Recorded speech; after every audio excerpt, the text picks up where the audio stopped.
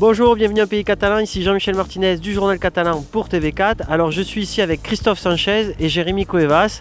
Alors c'est assez exceptionnel parce que en fait ça se voit pas, mais c'est deux jeunes étudiants qui vont partir pour faire le 4L Trophy, parce que normalement c'est réservé aux jeunes. Qu'est-ce qui se passe? Exactement, normalement c'est réservé essentiellement aux étudiants.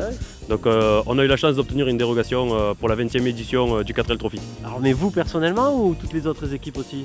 Nous personnellement, sûrement d'autres aussi, mais je pense que du coup ça fait de nous un des plus vieux équipages catalans, en tout cas prêt à partir pour le 4L Trophy. Ouais, c'est la première fois que ça se voit dans l'histoire du Camel Trophy, du 4L Trophy, je sais pas pourquoi je dis Camel, parce que le véhicule il est tout jaune, alors il est magnifique, il est décoré aux couleurs. C'est qui a eu l'idée de décorer ce véhicule comme ça? Bah c'est un peu il n'y a pas eu de... Christophe Sanchez, ouais. Il n'y a pas eu de... La décision s'est faite ensemble, quoi. Je veux dire, il y a pas, voilà, il fallait que ce soit catalan, donc c'était jaune et rouge. C'est comme si on me demande qui c'est qui a eu l'idée d'écrire TV4, là, comme c'est évident. Voilà. Bon, alors, Monsieur Cuevas, lui, on est devant chez vous d'ailleurs, vous avez financé avec votre entreprise un petit peu le projet. Il a fallu financer le projet, donc forcément on a mis un petit peu la main à la pâte, il fallait... Cuevas Habitat a sorti un petit budget pub pour... Voilà, on a sorti un petit budget pour la voiture et pour notre départ.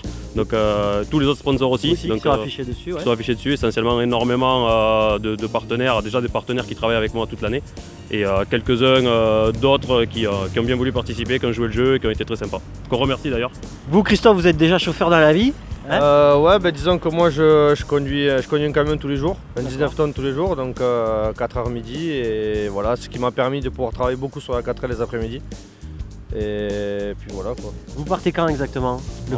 Le 16. Le 16 février, ça dure combien de temps? Ça dure, alors il y a 10 jours exactement, c'est du 16 au 26, donc 10 jours de course.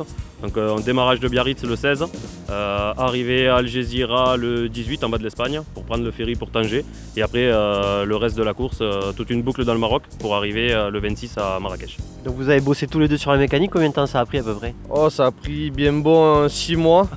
Je pense que nos femmes le diront mieux que nous, parce que jamais à la maison, tous les soirs travailler. Encore cette semaine on a travaillé jusqu'à 1h30 du matin pour remettre la boîte à vitesse en place. Ouais, encore au dernier moment on colle des stickers sur la voiture. Voilà, ben ouais, ils ont fini à 3h du matin, moi je commence à 4h, je n'ai pas pu rester avec eux jusqu'à la fin, mais ils ont fini à 3h du matin avec AS Communication. Et voilà quoi, c'est le résultat. Ouais, vous faites ça par passion. Donc rappelez le concept un petit peu du 4L Trophy, c'est à quoi? Apporter des crayons de couleur C'est un peu ça, en fait c'est un raid humanitaire qui est réservé normalement aux étudiants, donc, comme on l'a dit.